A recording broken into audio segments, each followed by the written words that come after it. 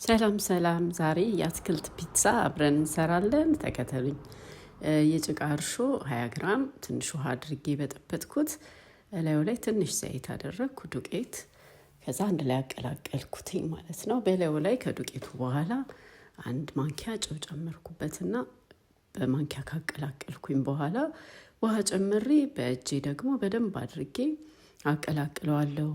ዛሬ የምሰራው ሊጥ እንደሌላው ጊዜ ለፒዛ ወይ ለዳቦ እንደምንጠቀመው ወፍራም ሊጥ ሳይሆን ቀጠን ያለ ሊጥ ነው የምጠቀመው።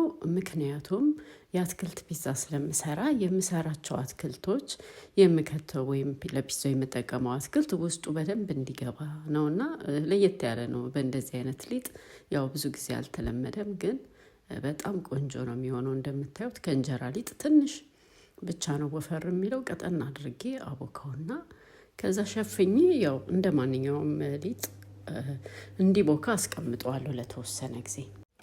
የተለያዩ አትክልቶችን ተጠቅሜያለሁ። ዛሬ ግን የማሳያችሁ አሁን የድንቹን ብቻ ነው።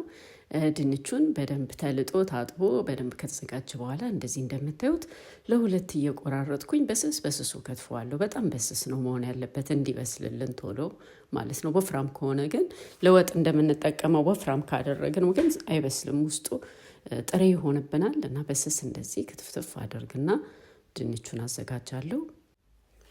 እንደምታዩት ዛሬ የተጠቀምኩት ድንች ነው። በተለያየ ነገር በሽንኩርት፣ በዙኪኒ፣ በሌሎችም ማናቸውም እኛ በምንወዳቸው አትክልቶች እየቀየርን መስራት እንችላለን። እዚህ ላይ አሁን ብዙ ጊዜ ለጾም ወይ ደግሞ ወተት ሞሰሬላ ለማይበሉ ሰዎች እንደዚህ አድርገን መስራት እንችላለን። በጣም ቆንጆ ነው፣ ጣፋጭ ነው። ብዙም የጾም መሆኑ ወይ ደግሞ ሞሰሬላ ስጋ ሌሎች ነገሮች አለመኖራቸው ራሱ አይታወቅንም ማለት ነው። ጥሩ ነው የሚሆነው እና የተለያዩ ነገሮችን እያደረገን መስራትና መጠቀም እንችላለን ማለት ነው። አሁን እንደምታዩት በምሰራበት እቃ ላይ በመጥበሻ ላይ አደረግኩትኝ። ከከተፍኩ በኋላ ጠቅላላ እዛ ላይ ነው ያደረግኩትኝ። ከዛ እላዩ ላይ ትንሽ ጨው እና ዘይት አደርግበታለሁ። ውሃ አልጨምርበትም። እሳት ላይ ጥደውና በትንሽ እሳት አበስለዋለሁ። እንደምታዩት በስሏል፣ ቆንጆ ሆኖ በስሏል። እንዳይጠቁር እሳቱን በትንሽ ቀንስ አድርገን ማብሰል አለብን። ከለሩን ያበላሽብናል ከጠቆረ። ይኸውም በስሏል። በቃ በጣም ስስ ስለሆነ ድንቹ ቶሎ ነው የሚበስለው። ውሃ የለውም፣ ደረቅ ሆኖ ነው የበሰለው። እንዲቀዘቅዝ እንተወዋለን። ምክንያቱም ትኩስ እንደሆነ ሊጣችን ላይ ብንጨምረው ሊጡ ኩፍ እንዳይል ያደርገዋል። እንዲቀዘቅዝ ድንቹን ካስቀመጥን በኋላ ሊጣችን ኩፍ ካለ የመጋገሪያ እቃውን በደንብ ዘይት ቀብተን ካስተካከልን በኋላ ላዩ ላይ ያቦካነውን ወይም ኩፍ ያለልን ሊጥ እንጨምርና በደንብ እናስተካክለዋለን። ዙሪያውን እኩል እንዲሆን ካስተካከልን በኋላ የቀዘቀዘውን ድንች ላዩ ላይ እንጨምራለን። ድንቹን ላዩ ላይ ከጨመርን አስተካክለን ጫን ጫን እያልን ወደ ውስጥ እንዲገባ እንዲቀላቀል ወደ ሊጡ ውስጥ እንዲገባ በእቃ ወይ በእጃችን ጫን ጫን እያልን ካስተካከልን በኋላ እንደገና ደግሞ ሸፍነን ኩፍ እንዲልልን እንደገና ለሌላ 10-15 ደቂቃ እናስቀምጠዋለን። እንደ ሁኔታው እንዳየሩ ሁኔታ ኩፍ የሚልበት እንግዲህ ሰዓት ይለያያል። ግን በአይናችን እያየን ገልጠን ስናየው ኩፍ ካለ ሊጡ ወደ ላይ ከወጣ ፎርኖ ውስጥ መክተት እንችላለን። እስከዛ ድረስ ግን በላስቲክ ሸፍነን እናስቀምጠዋለን። ሞቅ ያለ ቦታ ካለ ጨርቅ ሸፍነን በላስቲክ አድርገን እናስቀምጠዋለን።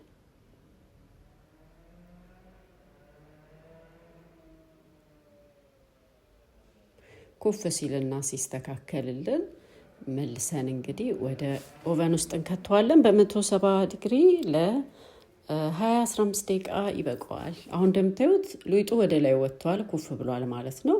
ሊጡ በድንቹ ላይ ወደ ላይ እየወጣ ነው። ስለዚህ ወደ ኦቨን ውስጥ ከተትኩትኝ። ከዛ አሁን እንደምታዩት ይሄ በስሏል። እንግዲህ በቃ ቆንጆ ሆኖ በሰለ። 15-20 ደቂቃ በቂው ነው። ከስርም ከላይም በደንብ አድርጌ ነው ያበሰልኩት እና ቆንጆ ሆኖ በሰለ። ከቀዘቀዘ በኋላ ወደ ሌላ እቃ ላይ ገለብጠዋለሁ። እዩት እንዴት እንደሚያምር። በጣም ደስ የሚል ከለር ነው ያለው፣ ፍሬሽ ነው። እና ደግሞ ቆርጬ ደግሞ ውስጡ እንዴት እንደሆነ አሳያችኋለሁኝ። ይሄ በጣም ቆንጆ ነው። በፒዛ ብትሉት ፎካቻ፣ በተለያየ ነገር እንደዚህ አድርገን መስራት እንችላለን። በጣም ነው የሚጣፍጠው። ቆንጆ ነው። በአጭር ጊዜ ውስጥ ሰርተን መጠቀም እንችላለን። እዩት፣ እንደምታዩት እንግዲህ ጠርዙ ራሱ ቆንጆ ሆኖ ነው ያማረው። ጀርባውም ቆንጆ ነው።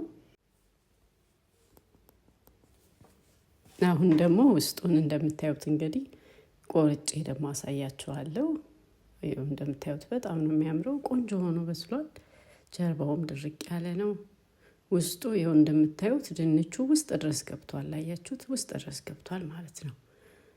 እና በጣም ወፍራም አይደለም፣ በጣም ስስ አይደለም። ከውጭ ደረቅ ነው፣ ከውስጡ ግን ለስላሳ ነው። በጣም ነው የሚጣፍጠው። እንግዲህ እንደዚህ እንደምታዩት ቆንጆ አድርጌ ሰርቸዋለሁ ማለት ነው። ውስጥ ድረስ እንዳያችሁት ድንቹ ገብቷል። ቆንጆ ሆኖ በስሏል። ሰርታችሁ ሞክሩት፣ ትወዱታላችሁ ብዬ ተስፋ አደርጋለሁ። በተረፈ ለቻናሌ ቤተሰብ ያልሆናችሁ ሰብስክራይብ በማድረግ ቤተሰብ ሁኑ። በሌላ አዲስ ነገር ደግሞ እስከማገኛችሁ ድረስ ቸርን ሰንበት። ሰላም ሆኑልኝ።